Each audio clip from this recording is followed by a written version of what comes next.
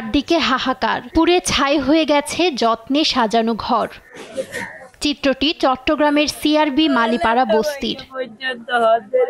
এমন সকাল দেখতে হবে কল্পনাও করেননি বাসিন্দারা। কেমন ক্ষতি হয়েছে বলতে তো দেখতেছে না, কিছু না, শুধু আমরা ছাড়া কিছুই নাই, আমরাই আছি।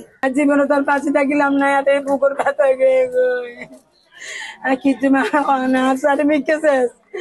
আর একটা যদি বাঁচে তোমার মনের বুঝাইতে আমার কিছু বাঁচেন না বাড়ি বেঁকিছে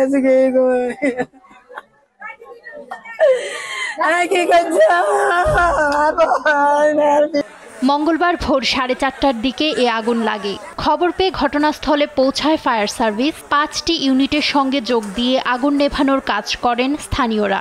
পরে নিয়ন্ত্রণে আসে আগুন। তবে এরই মধ্যে পুড়ে ছাই হয়ে গেছে 30টির মতো ঘর। আগুনের সূত্রপাত জানাতে পারেনি ফায়ার সার্ভিস।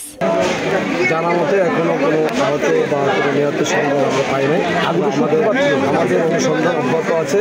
সূত্রপাত কতগুলো ঘর পড়েছে এগুলো এখনো আমরা অনুসন্ধানের মধ্যে আছি। আপনাকে পরবর্তীতে ধোঁয়ার মতোই এখন ভেসে বেড়াচ্ছে ক্ষতিগ্রস্তদের কান্নার আওয়াজ। নিউজ ডেস্ক, দেশ টিভি।